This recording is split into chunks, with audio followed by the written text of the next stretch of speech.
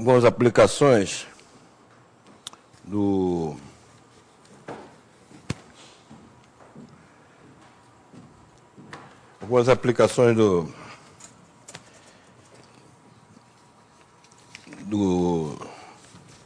teorema dos resíduos para calcular integrais definidas, né?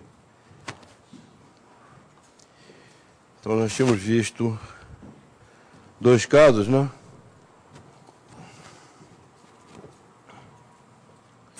Então, vamos ver um exemplo.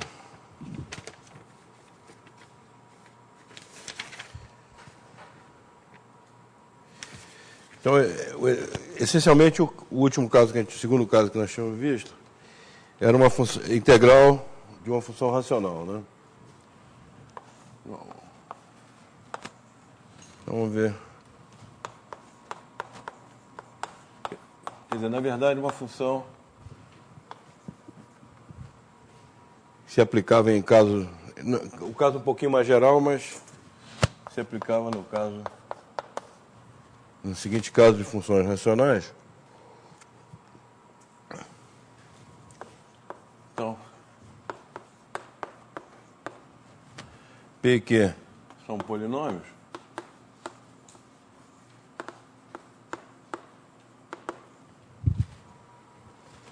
Tais que o grau. Isso é uma aplicação do...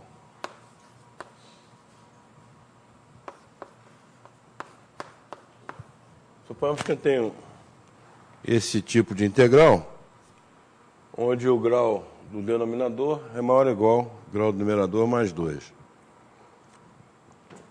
E que não possui raízes reais, né? Certo? Reais. Bom, então, um dos critérios que nós tínhamos visto para que a integral convergisse é o que o limite quando x, quando z tende a infinito, de z r tende a infinito, né? De r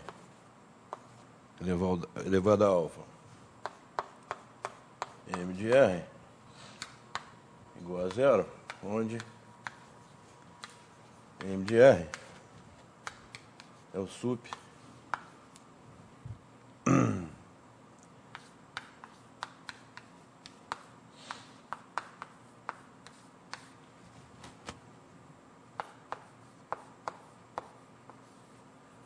z igual a r, né? E aqui podia ser até com interseção no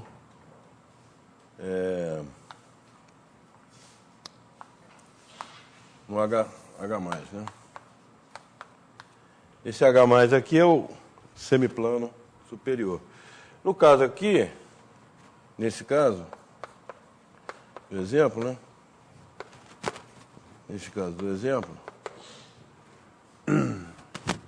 você temos que essa condição vale, né? Vale essa condição aqui. Condição.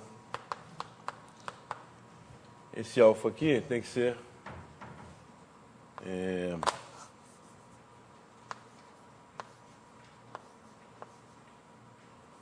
tem que ser maior que 1, tá? O alfa tem que ser maior que 1.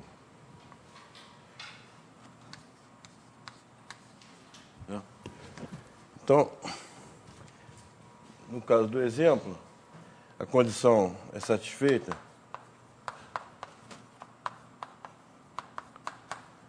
com alfa, qualquer alfa entre 1 e 2, certo?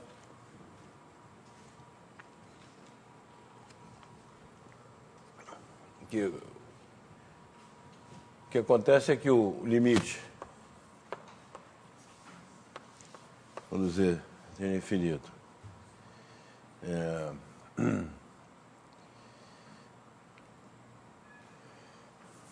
bom, o que acontece é que existe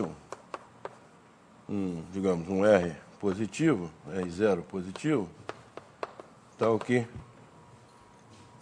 quer dizer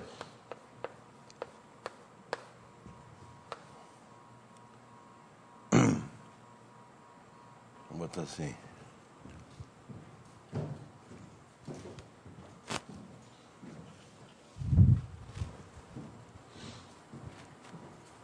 Existe um R0, porque como o grau é no mínimo 2 a mais, denominador, então existe um R0, tal que se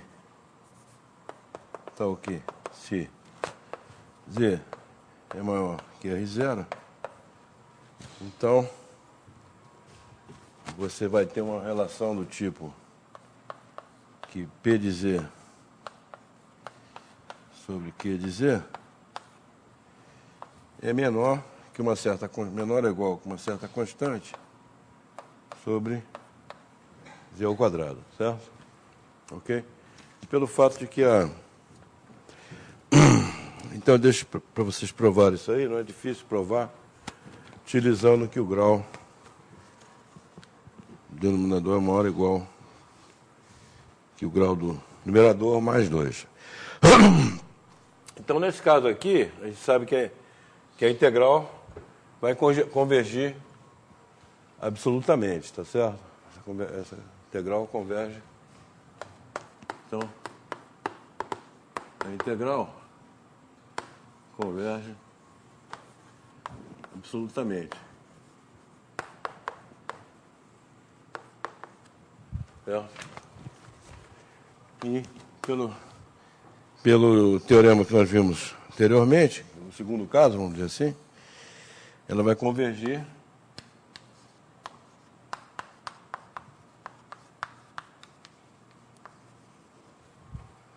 para 2π soma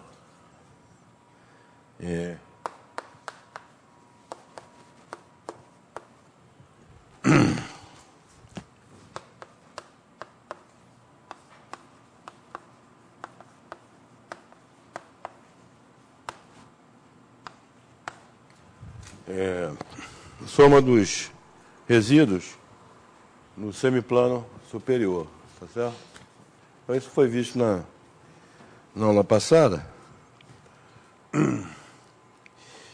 E, bom, um exemplo disso aqui seria integral de menos infinito a infinito dx sobre 1 mais x2.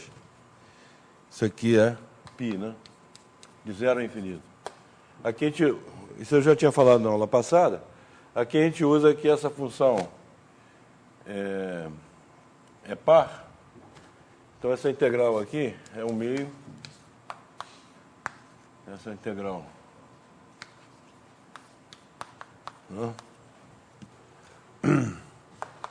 Então, por esse resultado aqui, no caso aqui o P é o polinômio igual a 1 e o Q é 1 mais Z2, né? Então, aqui a gente fica com... E a única raiz desse polinômio aqui no semiplano superior é o I, né? I. Então, utilizando isso aqui, fica πi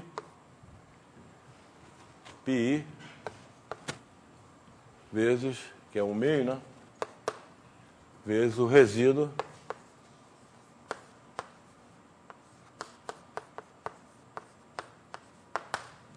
tá certo? Agora, esse resíduo aqui, como o I é uma raiz simples desse polinômio aqui, então isso aqui é πi vezes 1 sobre a derivada disso aqui calculado no ponto I, que é 2I. Certo? Desculpe, aqui é ok. Então isso aqui dá π sobre 2, né? Certo? Ok? Bom, outro exemplo seria integral de 0 a infinito, cosseno x 1 mais x2 dx. Bom, nesse caso aqui, eu não vou... A função não é desse tipo. É uma função em que... não é quociente de funções. Não é uma função racional. Então, mas nesse caso aqui, também... A função cosseno x sobre 1 mais x2 também é uma função par. Então, aqui fica 1 meio. Certo? Tá?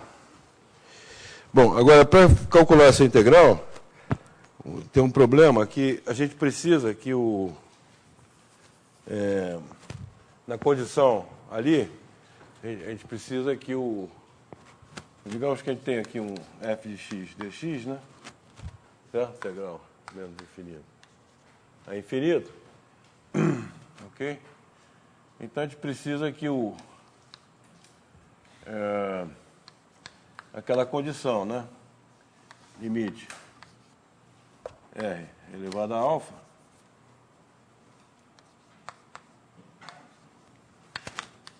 onde esse alfa aqui é maior que 1. Precisa dessa condição.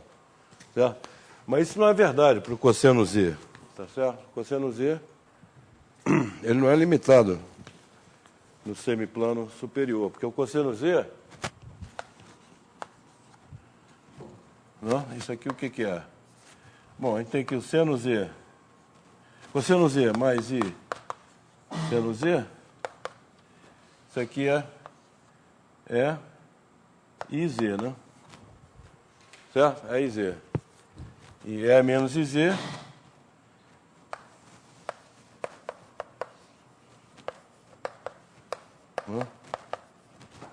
Tá, então, o cosseno z, em termos da exponencial, vai ser iz mais menos iz sobre 2, né? Certo? Quando a gente calcula com z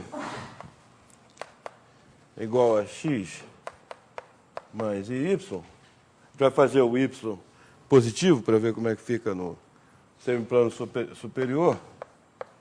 Então, cosseno de x mais y é a menos y mais ix mais aqui fica menos i vezes i, y menos ix sobre 2.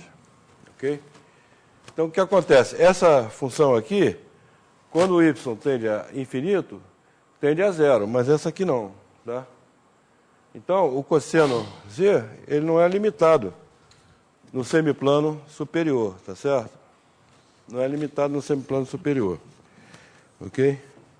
Então, a gente vai fazer o seguinte, eu vou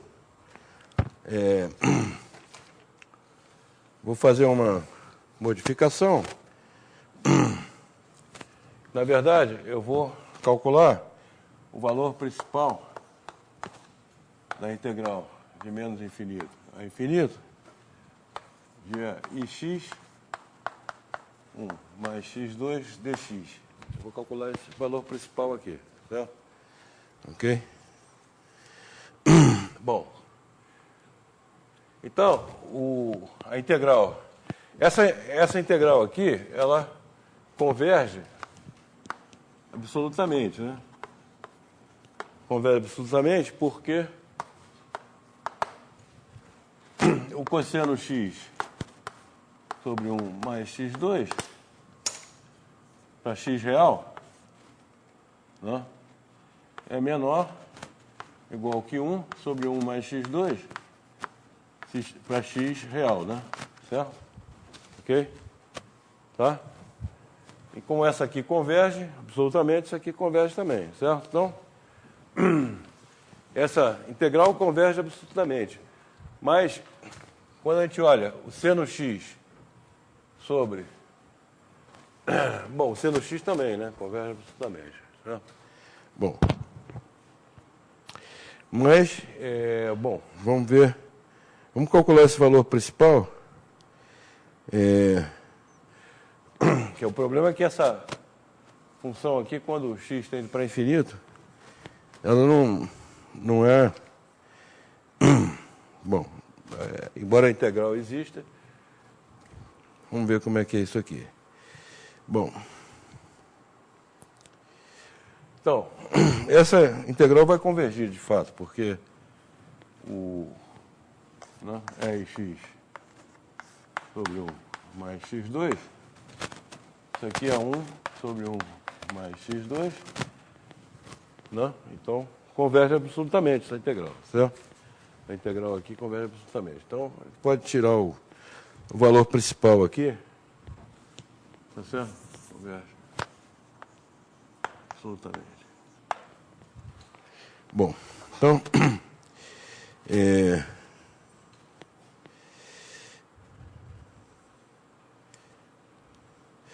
agora, no caso aqui, essa função agora é iz sobre 1 mais z2, tá certo?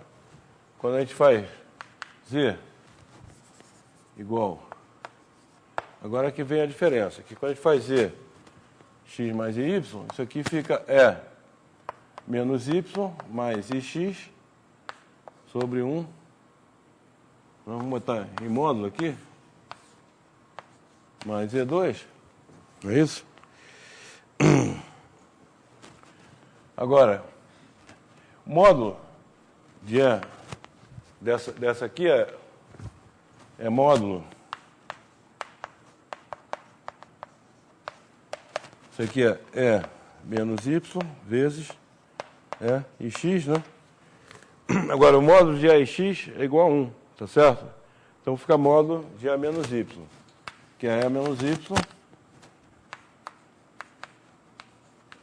certo? Então, quando o Y é positivo,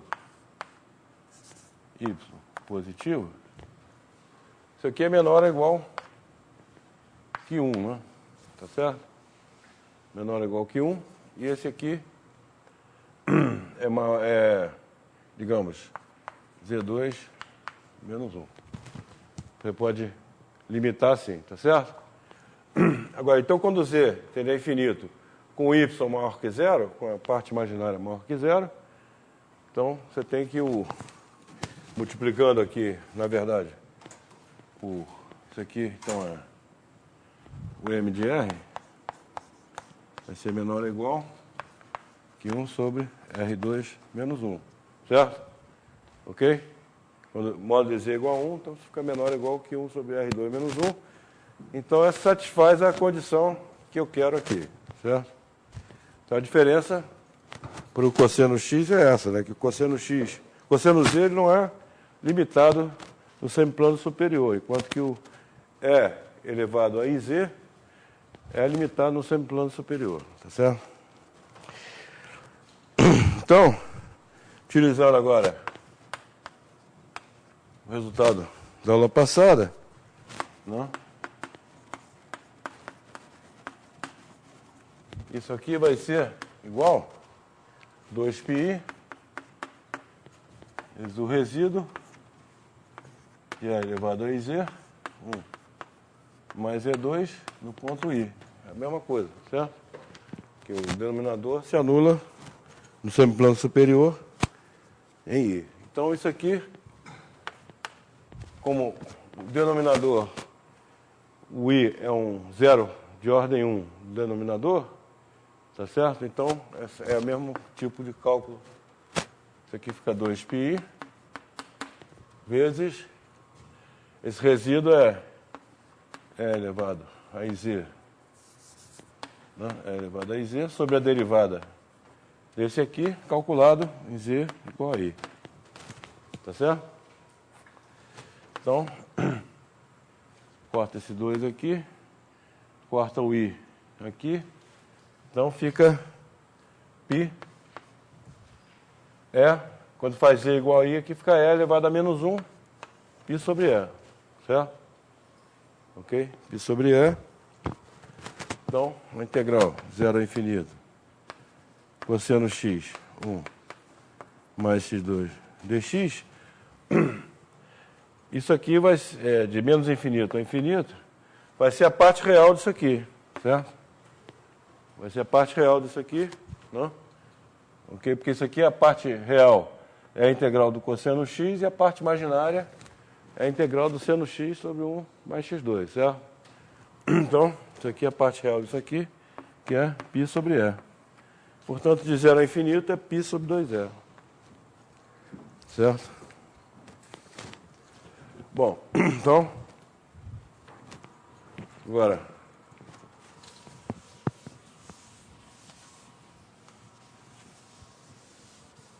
vamos ver.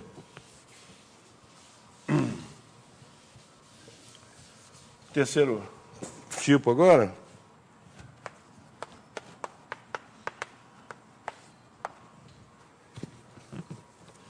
Vai ser uma integral desse tipo aqui.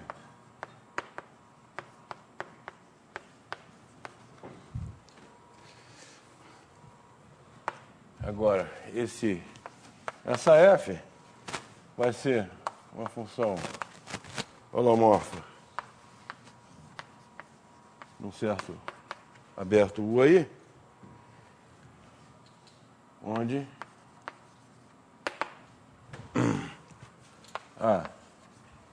U contém H mais lambda, H mais fechado, menos lambda,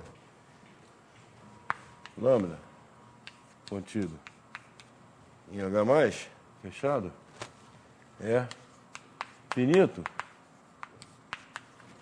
tá certo? Quer ter um número finito de singularidades isoladas num aberto de definição que contém esse fecho aqui, tá?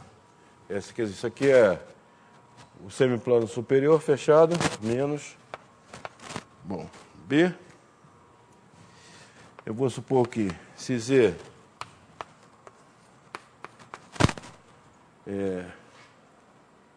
está no conjunto de singularidades da função, então Z é polo de ordem 1 dessa função f aí, certo? E C, que aqui é polo de ordem 1, é para que o valor principal exista, tá certo? Lembra que quando o polo é de ordem 1, existe o valor principal, né? E aqui, aquela mesma definição que eu coloquei, né, o M de R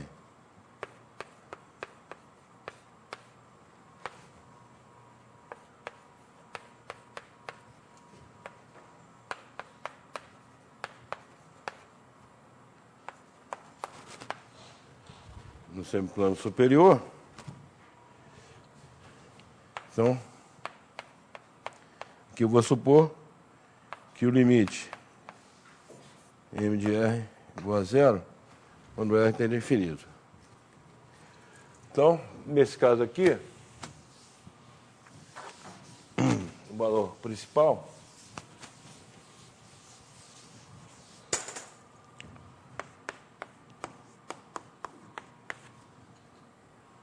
da integral menos do infinito a infinito é x de x dx vai ser 2π soma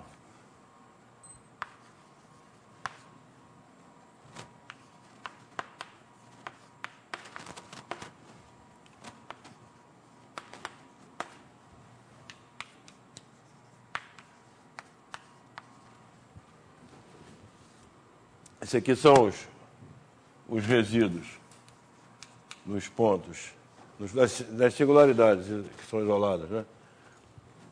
Que estão no semiplano superior, mais πi resíduo, soma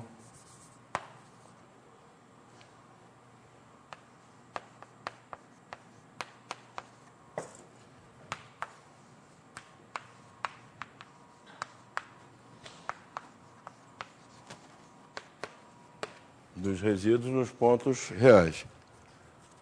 Bom, então, como eu falei, essa condição aqui, polo de ordem 1, implica que existe o valor principal, tá certo? Então, vamos ver um exemplo, quer dizer, isso aqui, a demonstração é muito parecida com o segundo caso, tá certo? Ok? Bem parecida com o segundo caso.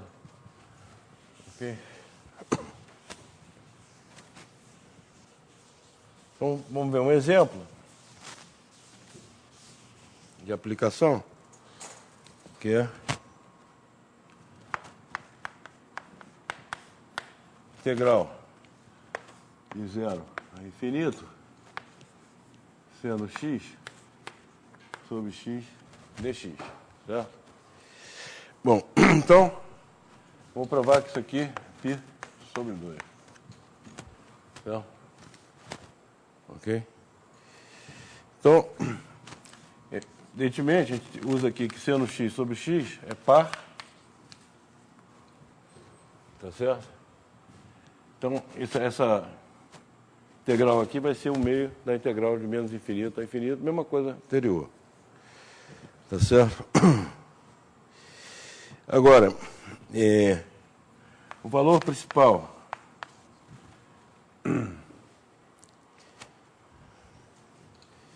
da integral 0 a infinito. Essa função seno z sobre z, tá? O que acontece? Ela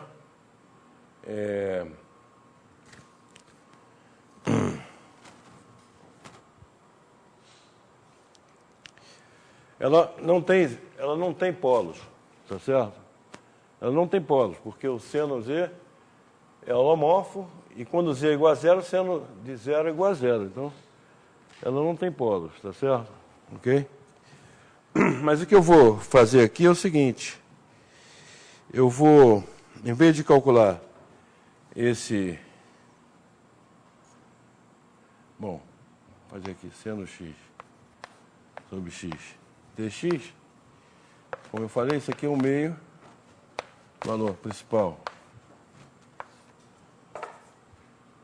de menos infinito a infinito, seno x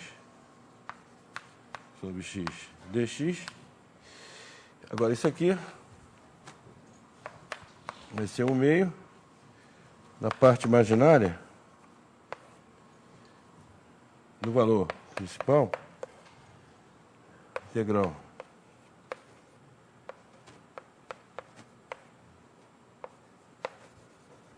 tá certo? Então, o que vai acontecer?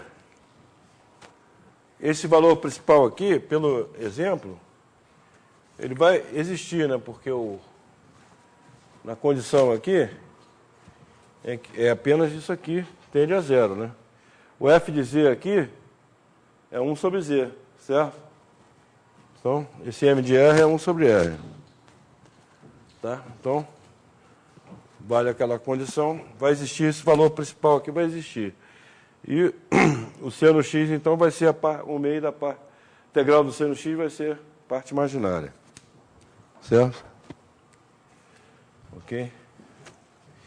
E,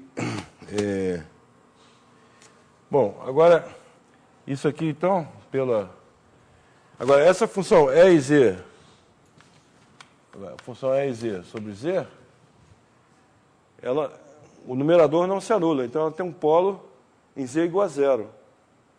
Mas Z igual a zero é um número real, então, ok? É real. Então, esse valor principal vai aparecer só essa parte aqui. Tá? Então, esse aqui vai ser 1 meio vezes πi vezes o resíduo E Z sobre Z dz em zero, né? Certo? Ok? Então, agora isso aqui então vai ser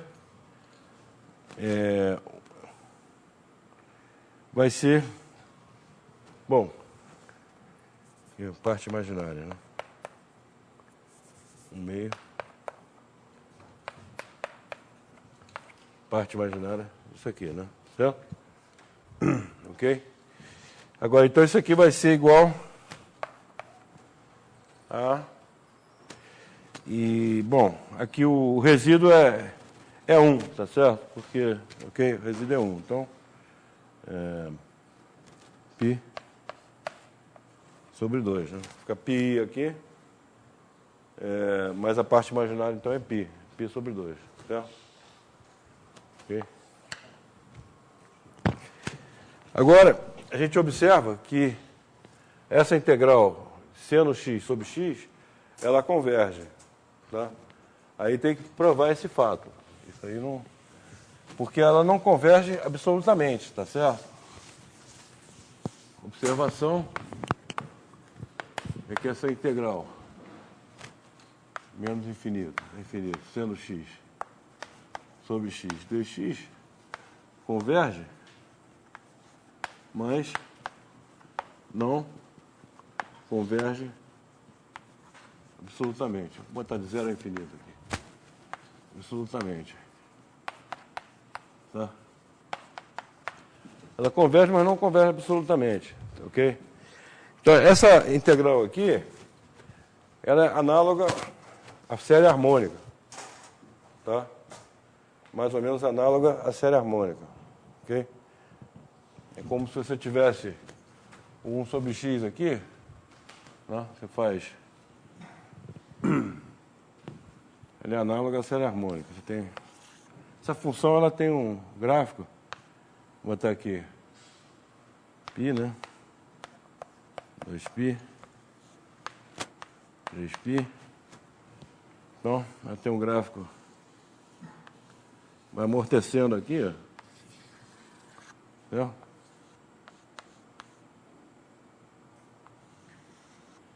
Amortecendo segundo 1 sobre x, tá certo? Então, ok?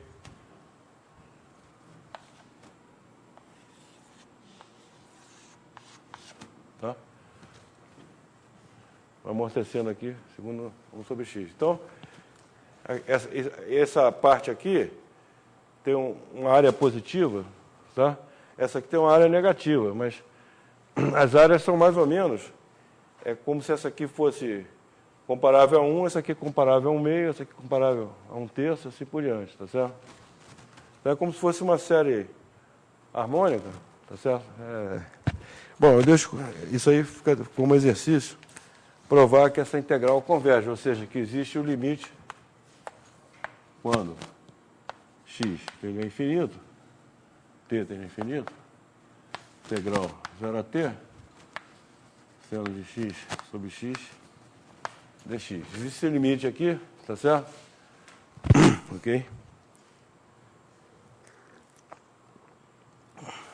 Ok, então, eu vou parar por aqui, essa parte desse cálculo. Esses exemplos estão no livro aí, e tem esse exercício aí também. É um dos exercícios, eu acho, da lista aí. Da lista não, da relação de exercícios do livro. Certo? Ok. E também tem outros exercícios do livro em que tem outros tipos de integral, tá? Que pode ser calculados utilizando resíduos, mas com cálculo, por exemplo, integral do tipo... Deixa eu ver aqui. Tem umas integrais do tipo x elevado a menos alfa, p de x sobre q de x dx. Esse alfa aqui não é um número inteiro, é um número positivo, tá? Mas não é inteiro, certo? E essa p de x sobre q de x é uma função racional. Então, esse tipo de integral também pode ser calculado de 0 a infinito, aliás, né? 0 a infinito. Mas aí no exercício aí tem sugestão para calcular. Bom, Então, agora eu vou falar, para terminar esse capítulo, vou falar sobre a esfera de Riemann, tá? Que é uma esfera de Riemann. Tá certo? Então, tem duas construções da esfera de Riemann. Primeira construção, vamos definir C barra, quer dizer, por que a gente introduz a esfera de Riemann? É porque, em alguns problemas, é interessante você considerar o infinito como um ponto ordinário, tá certo? Então, eu vou definir o C barra como C união infinito, e esse infinito aqui é um ponto que não pertence a C. Você acrescenta a C alguma coisa que não pertence a C. Tá? Ok? E aqui a gente vai introduzir uma topologia. Quer dizer, os abertos de C barra, abertos de C barra. Então, vamos ver aqui, abertos de C barra. Vamos supor que o V é aberto, a gente tem três possibilidades. O infinito não pertence a V, quer dizer que o V está contido em C, nesse caso, certo? Então, nesse caso aqui, diz que é aberto se é aberto se é um aberto usual de C, né? Tá certo? É um aberto de C. Ok?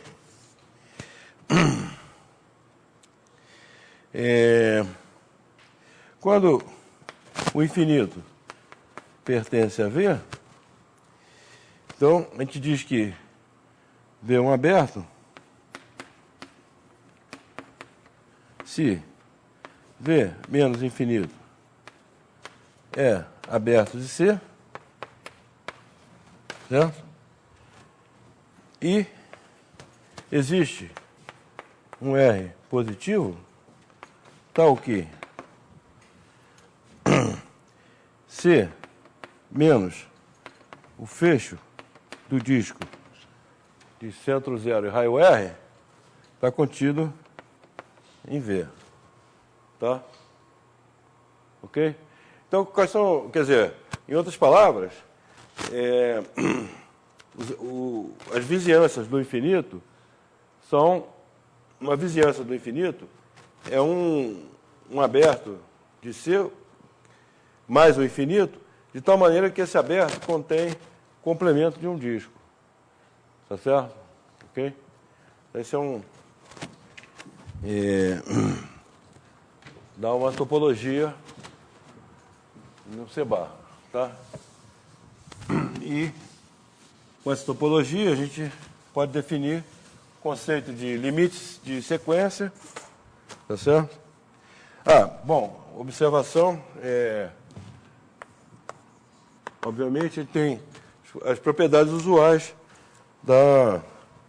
das topologias, né? Quer ver, união, qualquer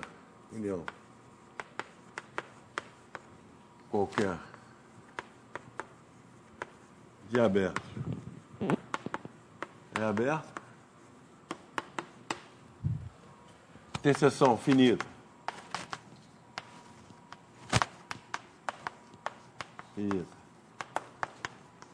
de aberto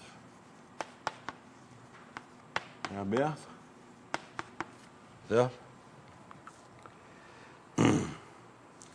E outra propriedade, para todo Z0 pertencente a C, para todo R positivo, a gente tem que C barra menos disco centro R, de centro Z0 e raio R fechado, isso aqui é uma vizinhança do infinito. Isso aqui é uma vizinhança do do infinito. Certo? Então, as vizinhanças do infinito são o complemento em C barra de um disco fechado. Qualquer coisa que contém uma coisa dessa. Né? E aqui, a partir daqui, a gente tem as noções de limite de sequência. Tá? Quer dizer, você tem uma sequência Zn em C barra, sequência em C barra. Então, o Zn converge para um certo W, dizemos, né? Em C barra. Se para toda vizinhança de W existe o N0, né? Se qualquer que seja vizinhança de W, vizinhança V de W em C barra, existe o N0 natural, tal que Zn pertence a V se N maior ou igual que N0. É a noção usual de limite, né? Tá certo? Em espaço topológico, certo? Bom, então você tem limite de sequência. Eu também uso essa notação aqui, né? Ok? O limite Zn é igual a infinito em C barra. Essa é outra observação. Se somente se limite do módulo Zn, isso aqui é uma sequência de números reais mais infinito, né? Tá certo? Ok?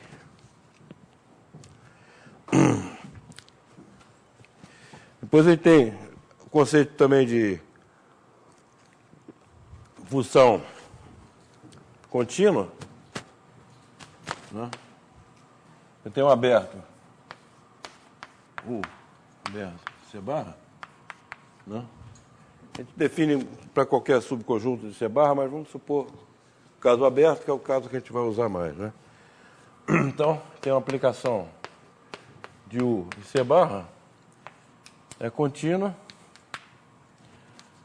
aquela condição de continuidade usual, se é contínuo num ponto, né? Em Z, 0 pertencente a U, né? Aí aquela condição se limite quando Z tende a 0, Z0 de F de Z igual a F de Z0, certo? Então esse limite aqui, ele é calculado com essa topologia, certo? Ele é definido a partir dessa topologia. Vamos ver um exemplo de função contínua em C barra, que aí a gente já vê qual é uma das vantagens de considerar a esfera de Riemann. Então, vamos considerar dois polinômios, P de Z, Q de Z. Dois polinômios de uma variável, certo? E vamos supor que são 100 raízes comuns. 100 raízes comuns, que eu vou fazer o quociente aqui, né? Tá? Quer dizer, então eu vou considerar função racional definida pelo quociente dos polinômios. Então essa função é contínua. Então eu defino f de z, vou botar assim, é p de z sobre q de z, se z pertence a C e q de z diferente de zero, eu defino f de z igual a infinito se Z pertence a C e quer dizer igual a zero, tá? E finalmente eu defino f de infinito, não? F de infinito vai ser o limite quando Z tende a infinito de P de Z sobre Q de Z. Então, isso aqui, esse limite aqui, ele sempre existe, quer dizer, ou ele é infinito, não, ele pode ser infinito se o grau do polinômio Q de Z for menor que o grau do polinômio P de Z. Quando os graus são iguais, esse limite aqui é o quociente dos termos de maior grau aqui. Né? E quando o grau do P de Z é menor que o grau do Q de Z, o limite é zero. Certo? Então, esse limite sempre existe com limite infinito. Tá? Então, essa função f de z definida dessa maneira, em C barra, né, é contínua. Tá? Ok? Então, aí a gente vê uma vantagem do C barra. Um caso particular disso aí são as transformações de Möbius, né, que são quocientes de polinômios. São as homografias, né? Homografias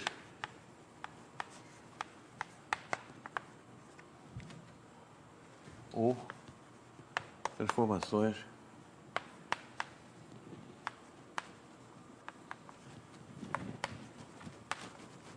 de Möbius, certo?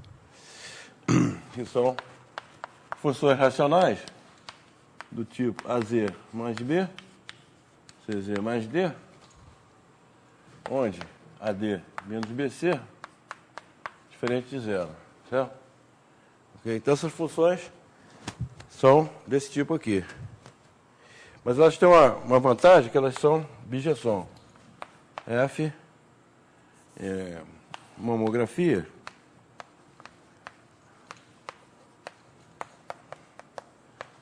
uma bijeção. Certo? Ok? C barra e C barra. Ok?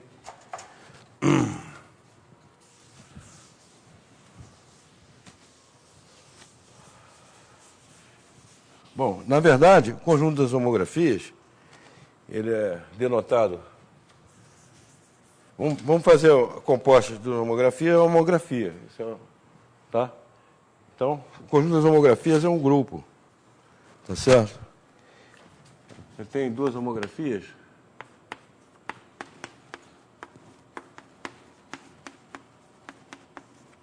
Tem uma outra, G.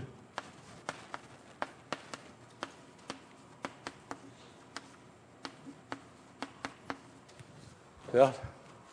Obviamente com essa condição aqui, né? Tá? Então, você tem que a composta vai ser uma coisa do tipo AZ mais B sobre CZ mais D. Agora, a coisa interessante é que essa matriz aqui, a BCD, maiúsculo, que é a composta aqui, é a composta das matrizes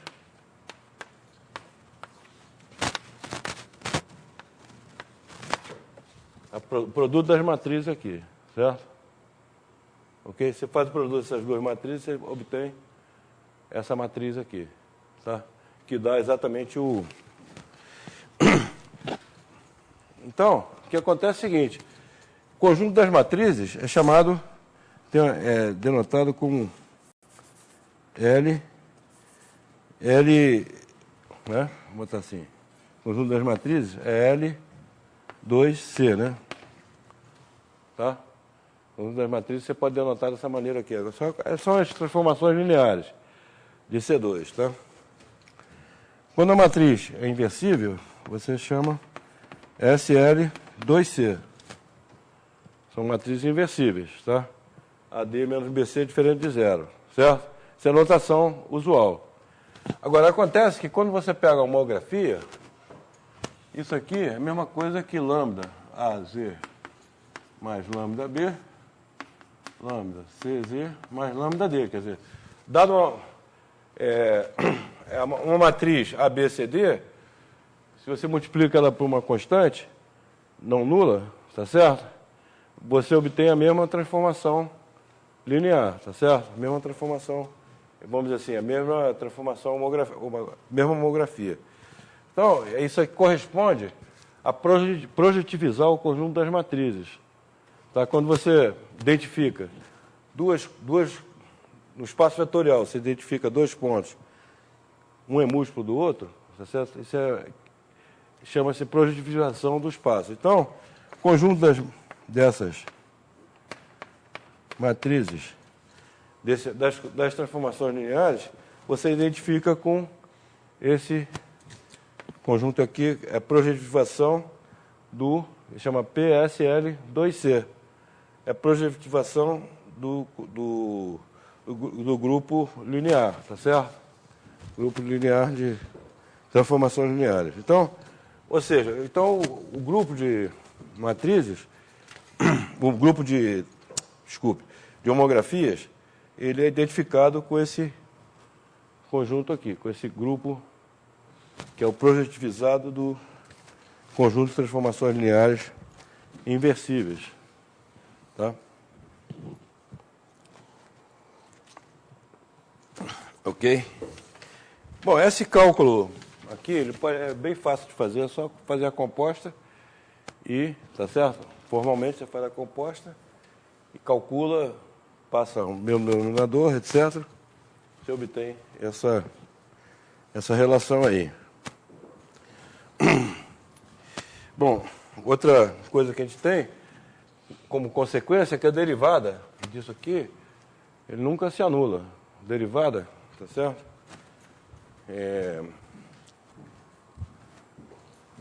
E a inversa de uma homografia é uma homografia também. Derivada nunca se anula. Quer dizer, dizer é exatamente isso aqui. Tá? O numerador aqui é o determinante da matriz, tá certo? Ok?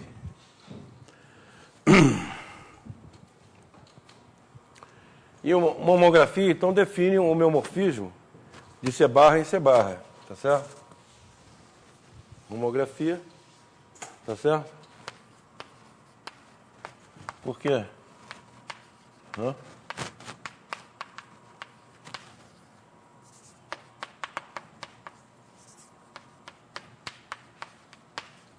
Define um homeomorfismo.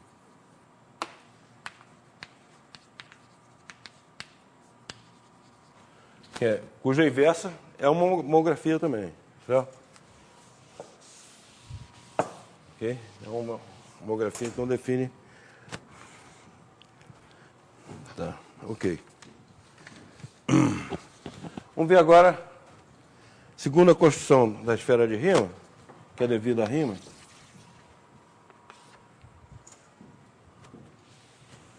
Que é bem interessante também. E que dá uma, digamos assim, a gente vai ver que esse C bar, ele vai ser homeomorfo a uma esfera de dimensão 2. Tá certo? Então, segunda construção, é devido a Riemann.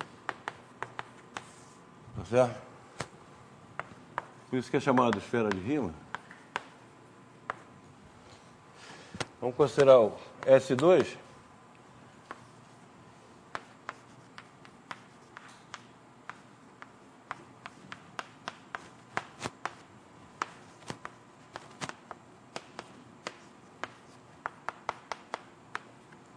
Tá? Então vamos provar que S2 é homeomorfo a C barra. Mas para isso nós vamos considerar, então, observação, a gente vai provar que o S2 é homeomórfico a C barra. Tá? Então vamos considerar, chama projeção estereográfica. Essa construção é que devina a rima. Projeção estereográfica. Tá? Que é a seguinte. Eu vou fixar um ponto. Vamos considerar a esfera aqui, né? Estou fazendo um desenho. Estou considerando a esfera. Vou considerar um ponto, fixar um ponto Q aqui da esfera e o antípoda dele. Certo? Ok?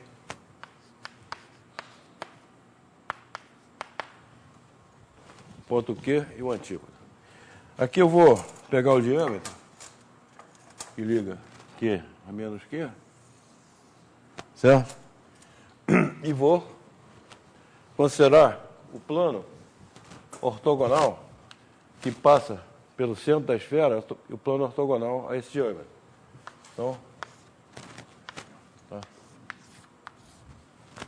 Chamar esse plano de CQ, o plano ortogonal a esse diâmetro menos QQ.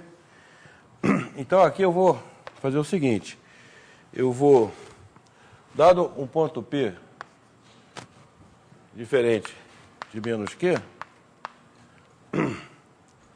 eu vou pegar aqui a reta que passa por menos Q e P, certo? E essa reta, ela vai encontrar o plano CQ num ponto, tá certo? Esse ponto aqui eu chamo πQ de P, certo? Ok? Então, eu tenho uma aplicação πQ de S2 menos Q em CQ. Certo? Ok? Então, o interessante é que essa aplicação aqui ela é conforme. Tá? Ela é conforme. Então,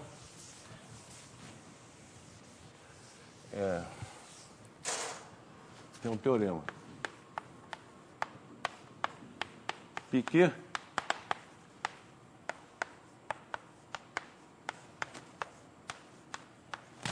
conforme. O que significa isso aqui? Quer dizer, significa o seguinte. Vamos considerar na esfera a métrica definida pela métrica usual euclidiana, do R3, né? A métrica induzida pela métrica euclidiana. Tá? E no plano aqui também, a métrica induzida pela métrica euclidiana do plano. Tá certo? Então, essa aplicação, ela preserva ângulo. Ou seja, para todo P pertencente a S2 menos Q, você pega a derivada do πQ. Essa derivada, no ponto P, é uma aplicação linear do plano tangente à esfera no ponto P, que é o plano ortogonal aqui, né? O plano ortogonal ao raio que liga a origem ao ponto P. Você pega o plano ortogonal aqui, tá certo? Essa aplicação, então esse plano aqui eu vou chamar de TPS2 no plano CQ. Tá certo? Aqui, como o contadomínio é um espaço euclidiano, eu posso supor que a derivada vai... Se fosse uma superfície mais geral, seria uma aplicação desse plano tangente no plano tangente à superfície. Mas o plano tangente à superfície aqui, que é o plano, coincide com esse plano, certo? Ok? Então, posso imaginar que é uma aplicação linear aqui. Tá? Essa aplicação ela é calculada da seguinte maneira. Você fixa um vetor aqui, V tangente, esse vetor V, ó,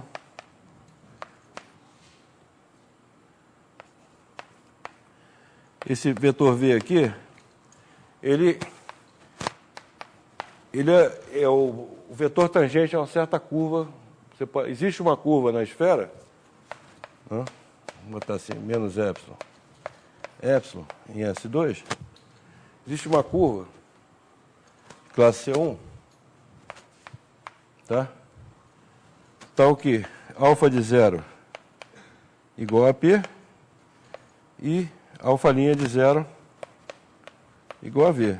Existem, na verdade, muitas curvas que satisfazem isso, mas basta você provar que existe uma. Então, para provar que existe uma, você pega uma parametrização da esfera aqui, desse ponto, perto desse ponto, por exemplo, esse ponto aqui está na parte superior da esfera, ela pode ser parametrizada assim, ó, x3 igual a raiz quadrada de 1 menos x1 ao quadrado menos x2 ao quadrado. Tá? Ela pode ser parametrizada dessa maneira, x1, x2 vai em x1, x2, raiz de 1 menos x1 ao quadrado menos x2 ao quadrado. Tem muitas maneiras de parametrizar, mas uma maneira mais simples é essa aqui. Tá? Então, você parametriza assim.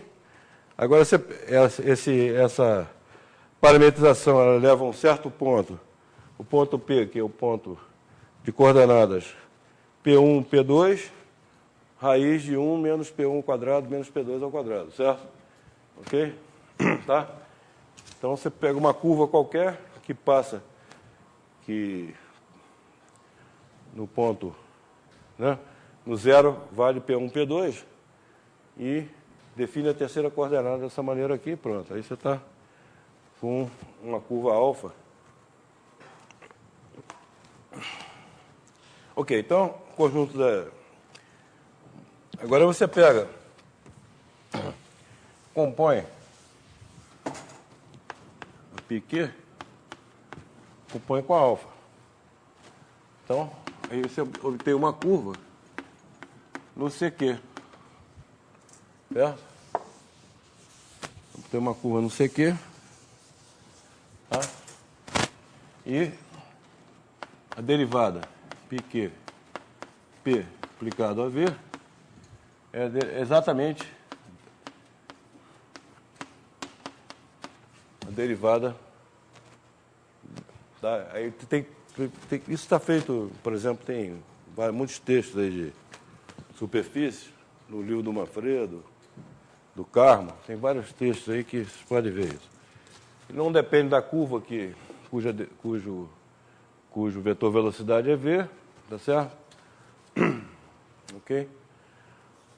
Então você tem essa aplicação linear aí. Então o que acontece é que essa aplicação linear, se você aplica aqui dois vetores formando um ângulo alfa aqui, quando você aplica a derivada, você vai obter dois vetores aqui formando o mesmo ângulo. Tá certo? Então, ok?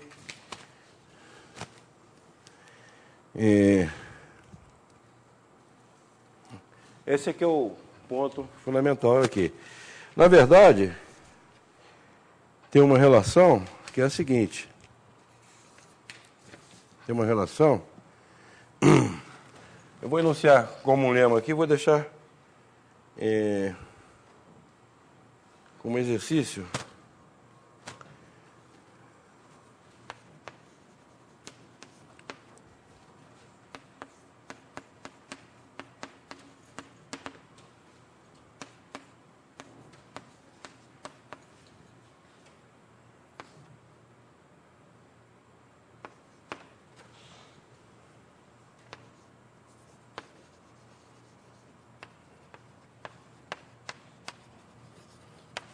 Mais precisamente, você tem a seguinte relação.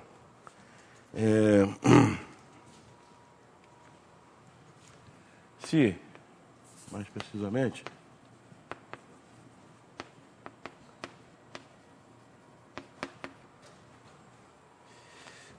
se V1, V2. São dois vetores. Tangente a S2 no ponto P. Então,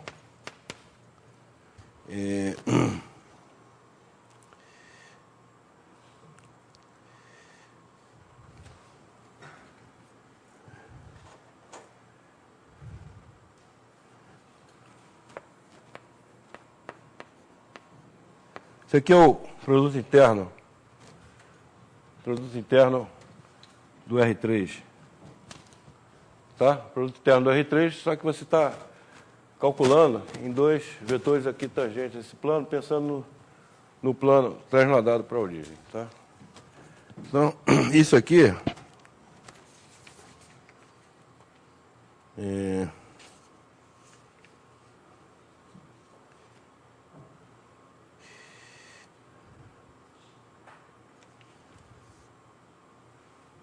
como é que é? Peraí.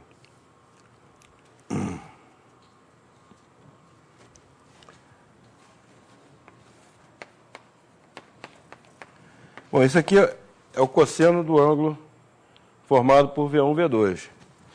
Isso aqui é o mesmo cosseno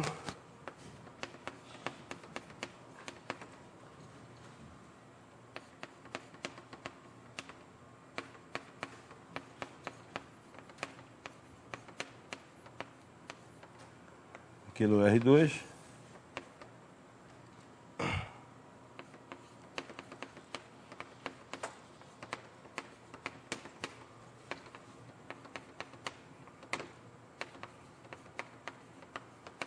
Tá? Isso aqui no R2. Tá? Ok? Vale essa relação aí, o cosseno preserva o cosseno.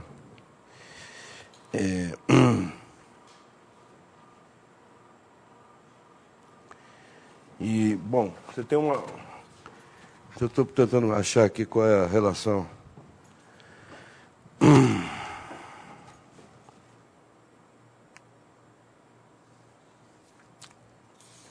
Um minutinho. Eu tinha feito esse cálculo, mas não estou achando agora.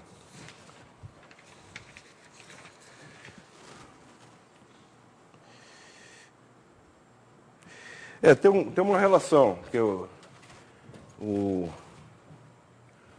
esse D pequeno P V1 D pequeno P V2 ele é...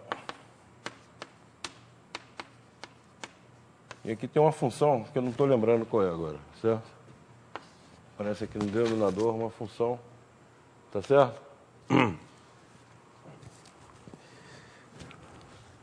Quer dizer, outras palavras, você tem que o pique estrela da métrica, você pega a métrica, né? Você pega a métrica em CQ, né? A métrica euclidiana em CQ. Então chama essa métrica de... Né? Ok?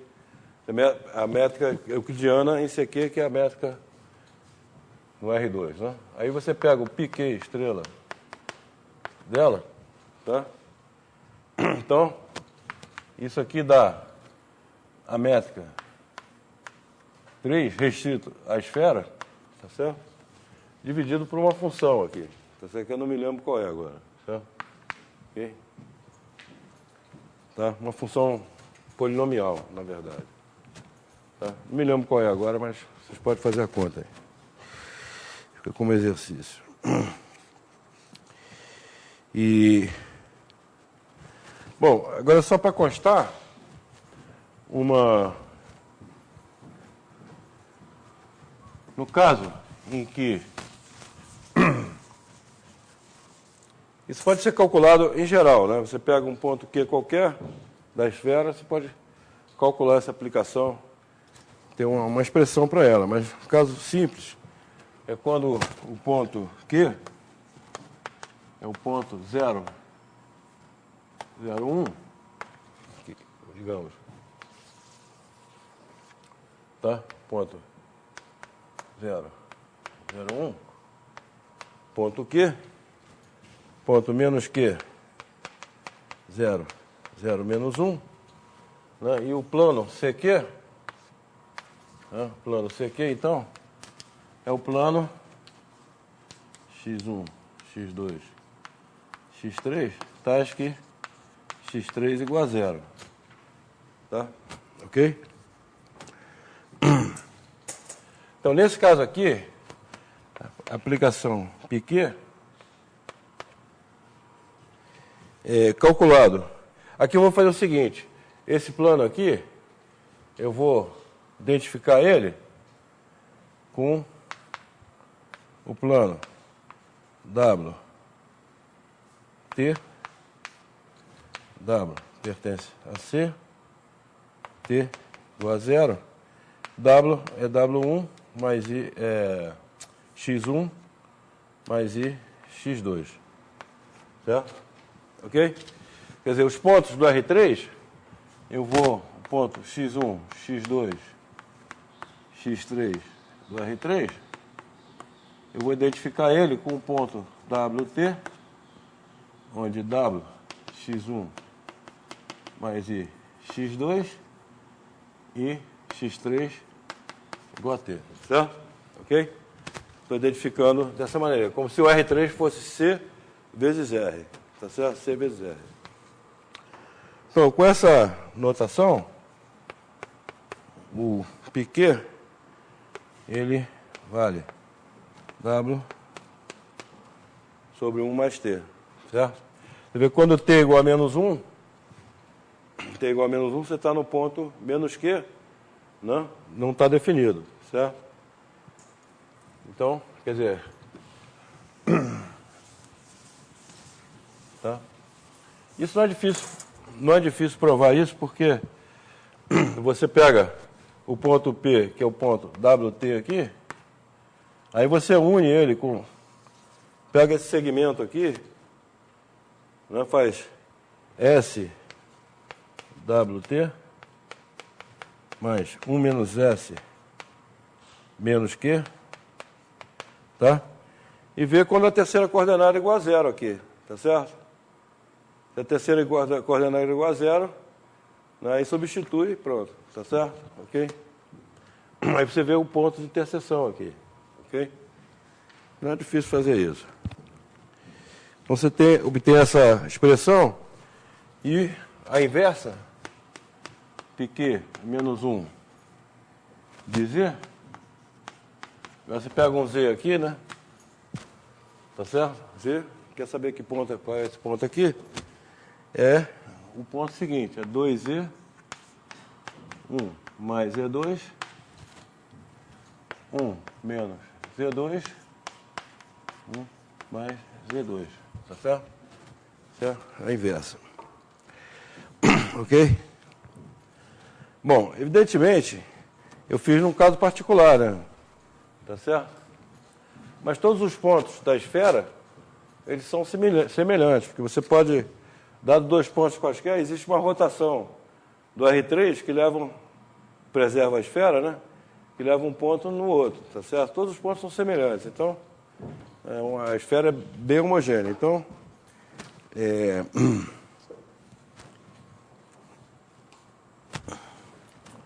para efeito de cálculo é parecido, tá certo? Você tem, ou seja, ou também, se você quiser, dado um ponto qualquer, existe um sistema de coordenadas do R3, você pode fazer uma mudança de coordenadas euclidiana que preserva a esfera e que leva esse ponto no ponto 001. Ok? Tá, então você tem essa expressão aí, e com essa expressão, você pode calcular essas derivadas aí, aquela derivada ali, certo? Derivada, tanto a derivada da Piquet quanto da inversa dela, certo? Ok? A inversa é até mais fácil, porque você é uma aplicação do plano na esfera. Tá? Aqui você vê que o módulo ao quadrado desse aqui mais o quadrado desse aqui dá igual a 1, certo? Ok? Bom, então,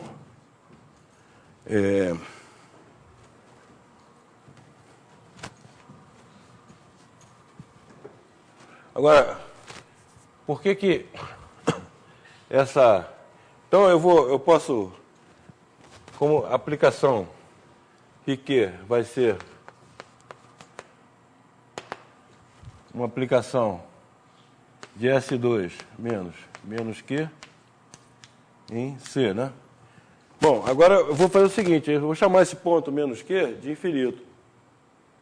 Tá? Quer dizer, aqui eu tenho um sistema de coordenadas, que eu tenho uma inversa aqui, tá certo? Tem um sistema de coordenadas que leva a C em S2 menos Q. Agora vamos fazer o ponto Z aqui em C, que corresponde a esse ponto aqui. Desculpe. Corresponde ao ponto W, né? Aqui. Esse ponto aqui, certo? Ok? Ou melhor, esse ponto Z aqui. Quando eu faço Z tender a infinito, para ver o que acontece em C barra, tá? O limite, quando Z tende a infinito, de πq a menos 1 de Z, isso aqui vale o quê? Bom, então isso aqui vale exatamente o ponto 0, menos 1. Concorda? Que aqui tende para 0 e aqui tende para menos 1. Certo? Ok? Então, esse aqui é o ponto menos Q. Né? Que é exatamente o ponto que faltava nesse sistema de coordenadas aqui. E, analogamente, quando você faz o limite πq de WT, quando WT tende para 0 menos 1, vai dar um infinito de C barra. Tá certo? Ok? Então, quer dizer, tanto a aplicação, se você considerar como domínio do πq o S2, né? Tá certo? E como a imagem do πq desse ponto 0 menos 1 como sendo um infinito C barra, a aplicação fica contínua. Tá certo? Ok? Essa aplicação fica contínua. Então, isso dá um homeomorfismo da esfera sobre o C barra. Então, quer dizer que o C barra ele vai ser homeomorfo à esfera. Bom, então, vou parar por aqui. Na próxima aula, eu vou provar que, por definir função holomorfa, evidentemente, num subconjunto aberto de C barra, tá certo? E nós vamos provar o seguinte, que um homeomorfismo holomorfo de C barra é uma aplicação de Möbius, uma transformação de Möbius, tá certo? Um homeomorfismo holomorfo de C barra quer dizer, é uma transformação de Möbius. Quer dizer, nós provamos que a transformação de Möbius são homeomorfismos de C barra. Vou provar recíproco agora. Tá certo? Mas, quer dizer, supondo que seja holomorfo, né, evidentemente. Certo? Então, tentar na próxima aula, vou tentar o resultado da prova. Eu não consegui corrigir, pois.